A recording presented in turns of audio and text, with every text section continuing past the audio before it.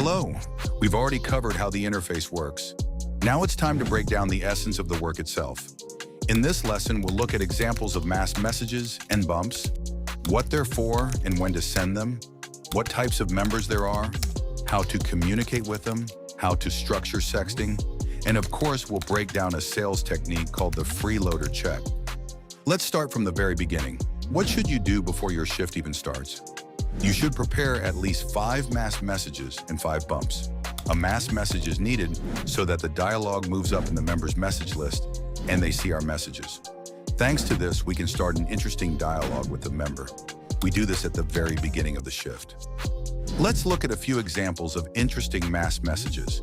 My evening depends on you. Choose thriller or comedy.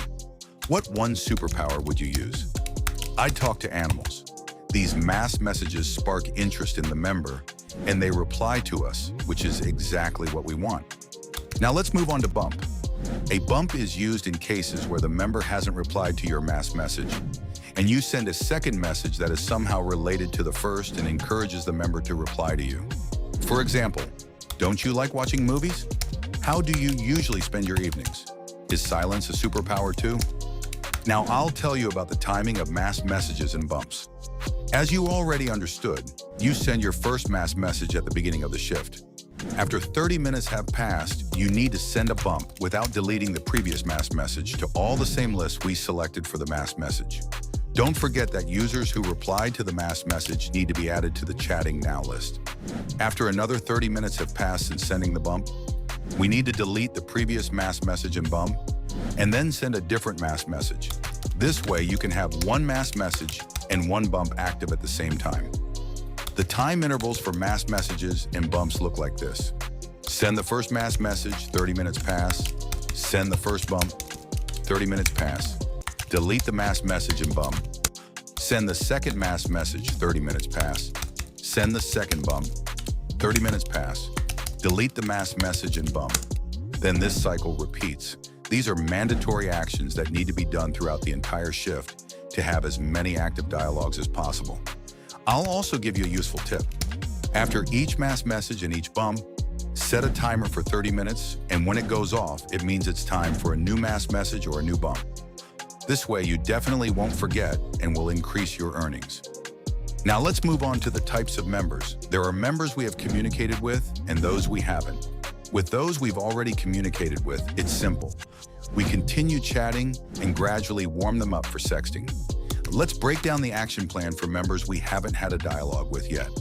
At the very beginning of the conversation, you should find out their real name, age, and country. That is, find out the most basic things about the member. After that, be sure to add this information to their nickname so that another chatter doesn't accidentally ask again in the future. We record the information in a specific order, namely first write the name, then age, and finally the country. Next, we find out their hobbies and what they do for work. This information must be written down in the notes about the member. And after this member moves into the category of members we've already communicated with. How should you properly conduct a dialogue? You should communicate with the member like they're your friend. That is, keep them somewhat in the friend zone. And when they try to get closer to you, you should say that you don't know each other well enough yet and need to talk more. Try to share information about yourself in every message and be sure to ask a question so the member has no chance to just read the message. This way, they'll be forced to reply. To be able to move on to sexting, you should have at least 40 messages exchanged with the member, and only then gradually start to make the dialogue more vulgar, transition to more explicit conversations, and be sure to tell the member that you felt like opening up and talking about such topics specifically with him because you feel some kind of comfort with him. After you've warmed up the member a bit, it's time to apply a technique called the freeloader check, but you should only apply it when you're sure the member's turned on from chatting with you. If you feel the member isn't aroused enough to view content, you need to keep warming them up. Here's the essence of it. You go to your gallery and navigate to one of the RTS folders. It's important that during sexting you only use one RTS folder, as the member should believe you're taking photos for him in real time right now.